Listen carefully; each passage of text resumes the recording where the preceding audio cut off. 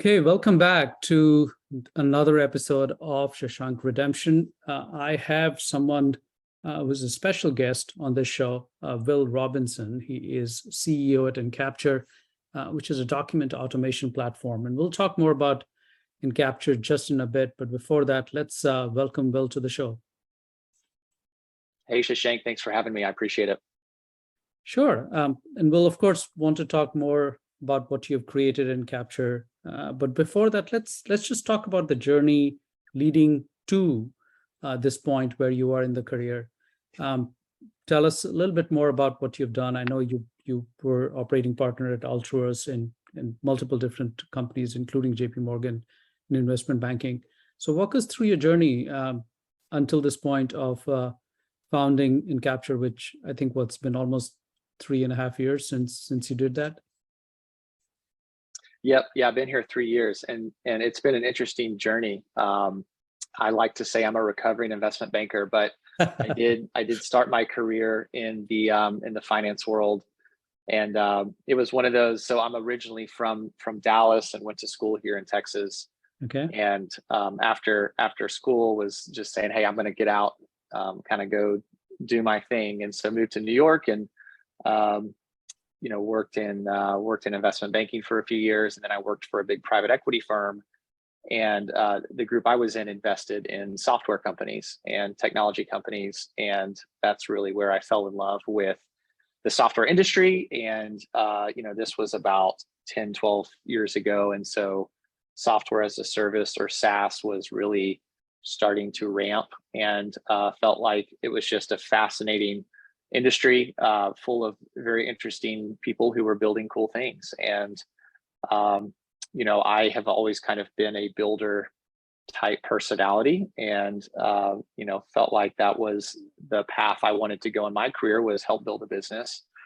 And so left the finance world and had a great experience there, but said, hey, I want to try to do this on my own.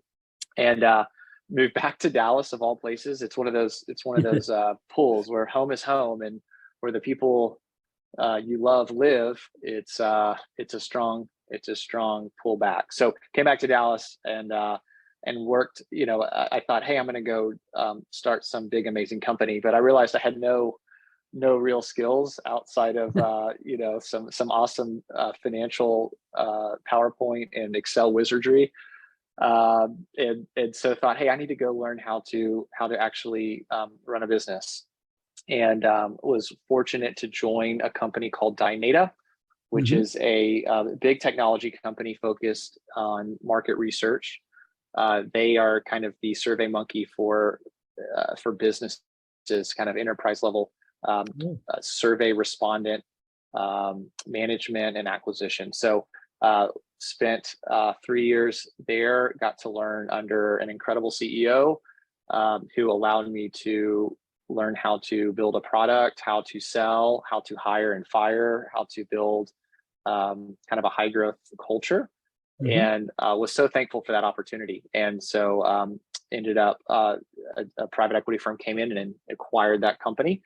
And I thought, hey, this was a really fun experience. I think I'm ready to go do this. So one thing that people assume is that I founded Encapture. I actually did not start this company. This company is 24 years old.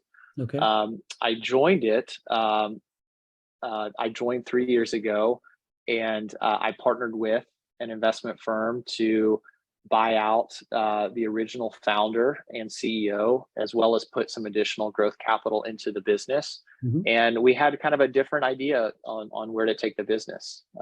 It originally, the company started 24 years ago as a professional services partner to some automation players in this space, some big legacy automation players. And so we were their partners for many years. And over probably 10, 12 years ago, we started developing our own software to fill in some gaps that we had seen in the market. And we would sell our product alongside these big legacy players. And they had some good initial traction with our product Encapture. But I felt like we could really transition the company to focus more heavily on Encapture and less on our legacy partners and be more of a pure play software company where we're selling and implementing and solutioning off of our own platform versus other people's. So that's a big, long answer for you, Shashank, on kind of my journey and who we are and where we've been. But it's a journey, and I think that's something that people need to understand. I'm there's I love our business. We have a fantastic group of people here, and we've done well. But it's not been this linear path of point A to point B. It's been a bit circuitous, and you have to hold on to things loosely and go with the flow a bit. But very, very thankful to be working with the people I get to work with here. Sure, and that reminds me of Tony Hsieh, actually, the famous. Unfortunately, he passed away last year, but he did something similar with Zappos. He wasn't the founder as most people thought Zappos was. He actually invested in Zappos and then became a CEO later on. And we all know, we could safely say the rest is history. Zappos went on to become one of the best customer service companies in the country, acquired by Amazon eventually for, I think, $1.6 billion. So similar story, Zappos wasn't probably in existence for a couple of decades back then, but it seems that's what you did. And what's really interesting from that story, Will, is that you really invested time into investment banking, then worked for Dynata, which you mentioned really helped you kind of sharpen your skills. You practically ran a business, so to say, because you were hiring, firing. You were doing things that, say, a future CEO will have to. So you were kind of getting ready for that big role. And private equity, if they bought it, I'm sure you went through that experience to see what private equity companies look for when they're acquiring companies. So that's really solidifies and kind of makes your experience at a point where you were ready to become what you have become here. So talk to us a little bit about that, because that's something that even as founders, that's something sometimes you become founder a little too early, or even if you are a founder, sometimes you become CEO a little too early. Instead of, say, getting someone from outside, you would think that you are the one who founded the company and you should be the CEO.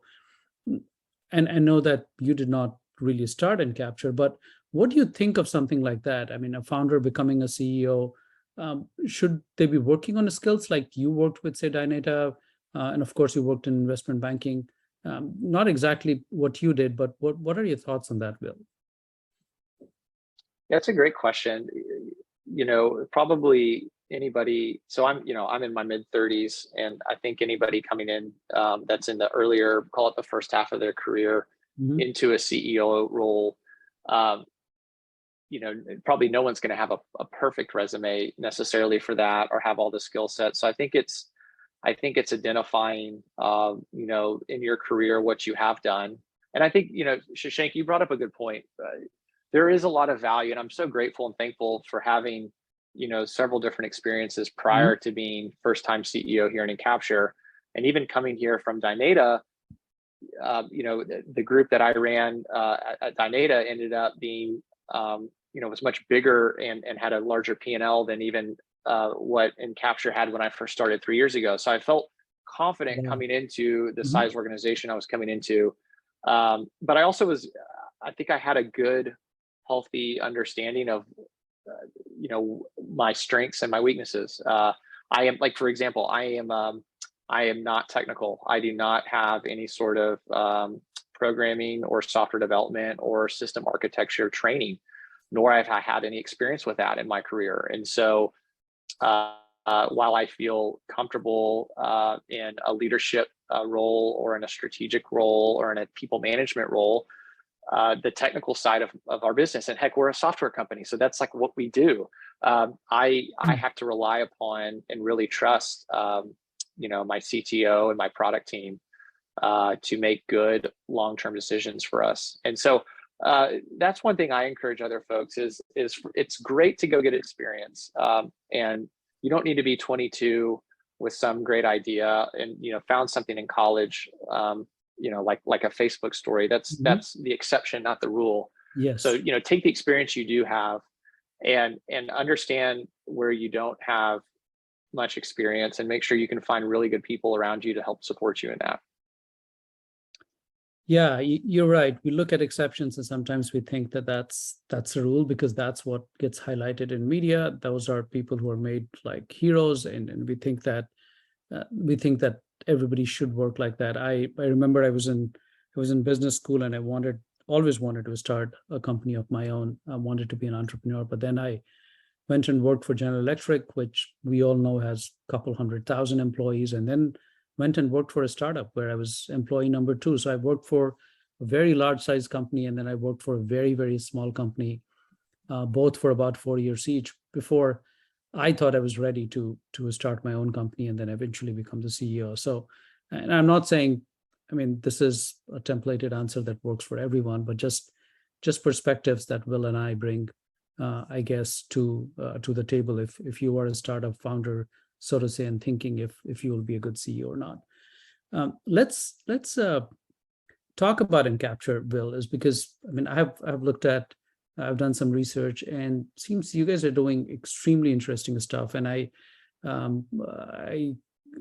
it's interesting that you don't specifically have say a very deep tech experience and not probably have not worked on SaaS platforms before. Very similar to me, I'm not a software engineer, but I kind of lead our product is still on a lot of tech initiatives. And so Encapture does machine learning for banks and lenders. That's a very broad statement. Let's dive a little deeper into what exactly does the company do now? What are the kind of initiatives and maybe some of the industry problems that you're trying to solve? Yeah, I appreciate that. The little niche in our corner of the software industry is called intelligent document processing, or IDP. And really our platform makes it easy for an organization to request and collect incoming documents.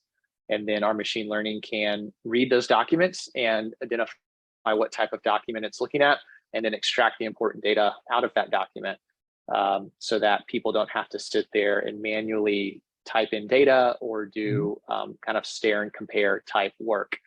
So that's kind of the broad 30,000 foot view of what we do. And we, as you mentioned, most of our work is done in the financial services space. We work with a lot of lenders in their loan process. So an example I give that most people can understand, if you've ever purchased a home and you've applied for a mortgage, we're working with a loan officer and they ask you to submit, a copy of your driver's license, a recent pay stub, the last 2 years of your tax returns.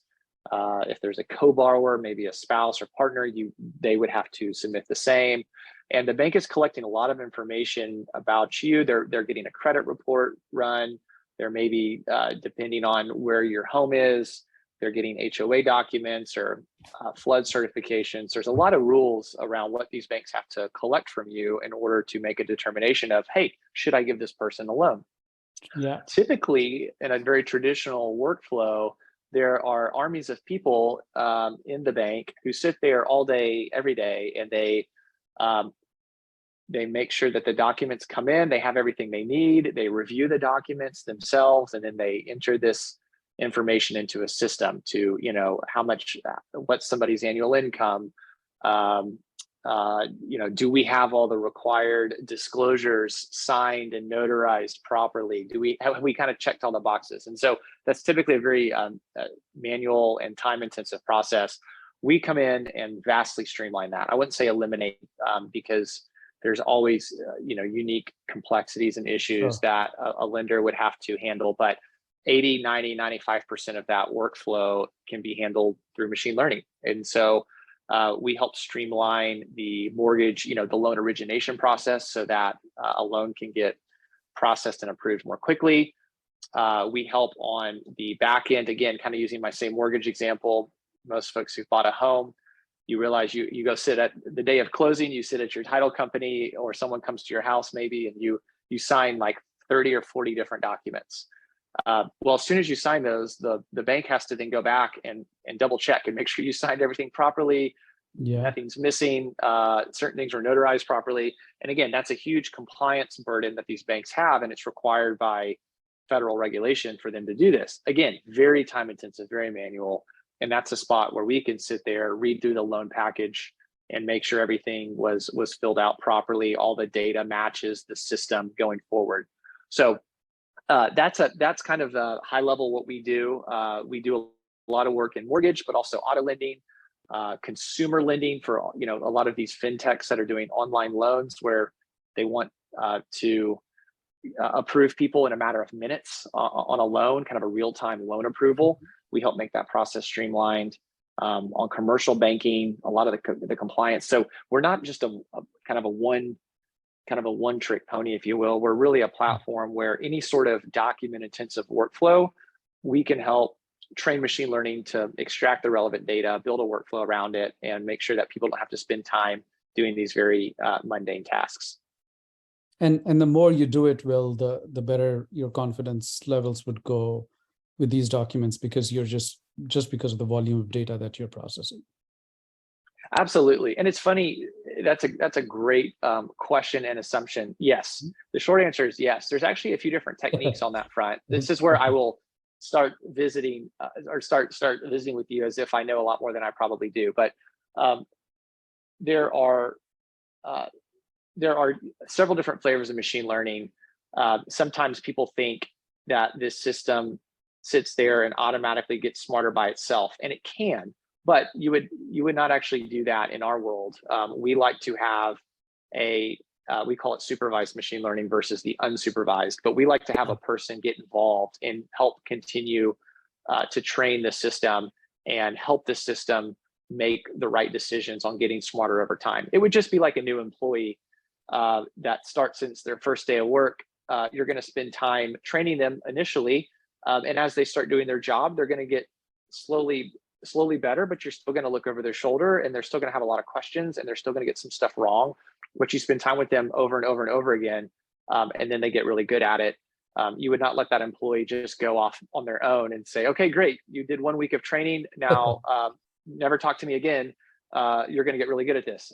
So again, I'm getting in the weeds here a little bit about how we work, but there is a bit of a common misconception in machine learning that these systems can do anything and everything, and they just naturally kind of get smarter on their own without any sort of input. And that's a dangerous assumption in the little world that we live in. We prefer to have humans help review and guide and suggest with the machine learning, so that these are mission critical business processes for banks. This is really important information. I mean, these are people's loans we're talking about, so you want to make sure you get it right, and you want to make sure that you can get them the best loan possible. And we want to make sure that the systems that we're using to enable that are very highly confident in the decisions they're making. Yeah, I think you use the right words, mission critical. I mean, these are, when you're talking about mortgages, when we're even, auto loan lending, consumer loans, other kinds of loans. These are mission critical stuff. These are highly sensitive documents. And then in some cases, just that the two different lenders might read the document differently. The information might be the same that's coming out of these tax returns or W-2s or pay stub, but they might be analyzing it differently for their underwriting qualification versus somebody else. So learning from one lender does not always translate into, say, making it operational for the other.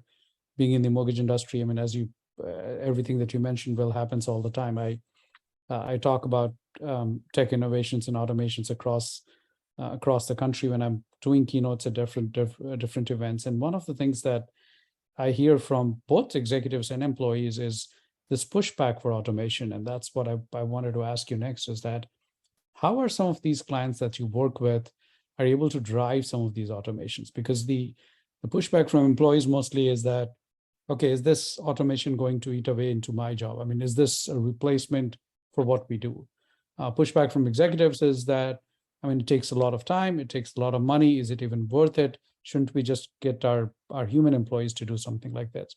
How has Encapture kind of have been able to increase its market share, especially within the lending space, especially within mortgage lending space, where there's, as far as I know, there's a serious amount of pushback from all levels of employees? Yeah, it's a good question. It's something we get a lot.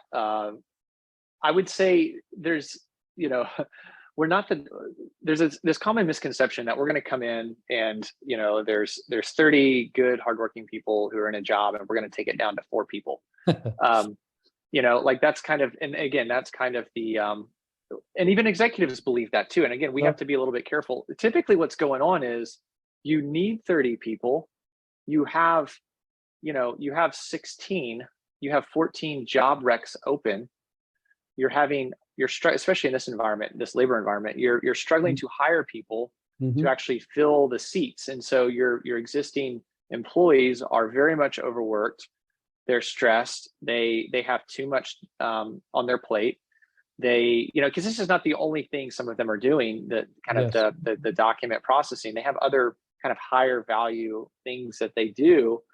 And so, loans are taking a long time to get processed, mostly because of that. So a lot of times when we're coming in, the business case, and this is something that we do that is very important to us in the sales process, is we're not here to, shove our system down your throat. We're here to educate you on how this works and then help you build a business case for our platform. If we can't build a business case with you, or we can't build a compelling business case, then we actually disqualify the opportunity and say, hey, look, this is just not a good fit. So a lot of times it's getting down into the nuts and bolts of, okay, how does your business process work today? Who do you have? What are these people actually doing? And when you talk to these people, there's very much frustration and strong emotion about, having to sit here and kind of do manual data entry all day, every day, or track down missing documents, or always feeling overwhelmed and stressed. And so we can alleviate a lot of the pain there.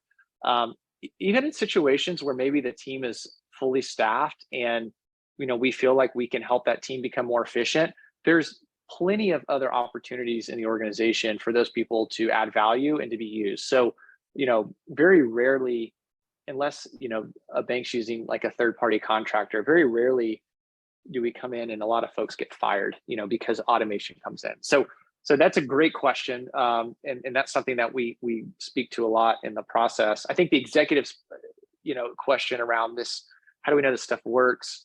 This is expensive. This is going to take a long time. One of our biggest challenges in our sales process today is talking to banks or lenders who have already tried this and they failed. And there's a really high failure rate in our world on this. There's a lot of people who claim to do what we do, and they can do it, to some varying degree of success, but they get in and don't do a good job, don't meet their customers' needs, or they can't flat out perform. And so we have a lot of pushback. Hey, we know this, and an executive would say, I know that this is good for my business. I know I need this, but I've tried this once, I've tried this twice, I've spent a lot of money on this. Like, how do I know you guys are the ones that are actually going to do it right? And so a lot of that is building trust through the process, and showing them what we do today for other lenders, kind of similar use cases, lenders of their size. Referrals are a big part of our process. Sure. Me getting involved is a big thing. So, the time and money, we have to help them build a business case. And again, that's where circling back to my background and skill set, building out kind of an ROI model, an Excel ROI model was one of the first things we did as we started this process up. Was, okay, let me show you, this is the number of people you have. This is how much they cost you. This is how much time it's taking them to, do these certain tasks. Here are the tasks that we can either eliminate or vastly streamline based on benchmark data we have from other customers. Here's the time savings, here's the cost savings, and really lay it out there in a very clear numbers-based format, so that when, the CFO ultimately has to sign off on this, they're very much a numbers person as well. And so we can speak the same language. So long answer there, but we try to be very transparent on what we do well, what we don't do well. We really build trust through the process, and the trust is people-based. I think one thing that software CEOs or founders miss is they think, oh, well, if I just have a great product, people will buy it. And you do have to have a great product, but you also have to hit on the emotional side of the buying process, which is, can I trust this company? Can I trust the people behind the product, that if something goes wrong, they're here to help me, they're here to support me? Are these the type of folks I even want to work with going forward? Mhm. And so that's a big part of our process, is making sure that there's a good fit culturally, not just the product. No, that's a great answer for anyone who is currently running a SaaS company or thinking of running one. That's the one thing which is very different than you usually hear is the fact that, do I even want to work with this company? If you think that the adoption won't be high or won't be in a way that you want it, then it'll be another failure on their list, just and not something that you want, even though you can get them as a client, lock them into a contract for 12 months, 24 months. So eventually, I mean, it'll be a lose-lose scenario and something where you probably need to take a call and not move forward with that specific client. Well, I know we are getting close to our time here. One last question. I mean, everything that I see, I don't think we have very strong recessionary fears right now. The economy still seems strong. The labor market still is very hot, even though some of the newer startups have let go of people and everything else. But let's say we get into that environment in, say, a couple of quarters or in a year or so. In a slow market, where do you see the value of automation? Like, should companies still be pursuing that, or should they be focused on something else? Do you see products that Encapture offers could potentially have a problem selling? Because again, same thing. I mean, CEOs and CFOs saying, let's focus on something else that gives us immediate revenue versus, or gives us immediate cost cutting, versus looking at automation where the ROI could take, say, 24 to 36 months, if not longer. How do you position yourself? Or, I mean, hopefully, I mean, you haven't had to do that yet, because of course, last 3-4 years have been strong for most businesses, other than businesses impacted by COVID. But let's talk about what happens in that scenario. First, what's just your advice from where you come, because you see a lot of companies adopting this. What would be your advice if we do get into, say, recession, if we do get into lower consumer demand? Should companies still be focusing on this, or should they be focusing on something else? Yeah, that's a good question. You know, we've actually been having this. I've been having this conversation a lot with C-level folks at these different banks and lenders. I can tell you that in our space, there is still a strong desire to put automation in place now. Even let's talk about mortgage companies in general. With interest rates going up over the last several quarters, all the mortgage refinancings that have happened over the last 3 years have largely dried up, and so you have a lot of mortgage lenders who their business has dramatically fallen off. The way they look at it is, I'm investing in this automation platform now. This will allow me to, be more efficient and cut some costs now. And thankfully, we're not in a 24 to 36 month ROI. We're typically in a 4 to 10 month ROI window. So once we get it up and running, it can actually start helping pretty quickly. But the incremental cost of working with us relative to, maybe the resources you have today is small. And then two, we will cycle out of this at some point. And so do you want to be, and a lot of lenders are very fresh on this fear and this pain of struggling to hire folks over the last several years. So maybe they're not hiring right now, or maybe they've even let some folks go, but they don't want to be in this spot again. And one of the value propositions of automation is that we can come in and say, hey, as your loan volumes rise again, whenever that is, 6 months from now, 2 years from now, you're not going to have to staff up as hard and as fast as you did in this last cycle. So really, the automation play is about getting kind of a more fixed cost structure in place that is a really strong foundation that can scale up, scale down very quickly relative to having to hire people. And that seems to that's how a lot of these executives are thinking about their businesses. They're also realizing that in any sort of economic uncertainty, there's kind of a general, it's almost this innate psychological condition where we just kind of shut down and we say, well, we're just not going to do anything new, or we're just going to kind of hunker down through this process. And we're seeing a little bit of that, but a lot of I'll say the more visionary executives we're working with are realizing this is a big opportunity to kind of reposition themselves from an internal resource and process perspective to be able to come out of this a lot stronger and a lot faster than some of their peers. So that's the conversations we're having. And anybody that's selling automation technology or that has a service that is kind of an efficiency play, I would encourage you to kind of help your buyer think through the implications of not doing this right now as well, given that at some point, things will turn.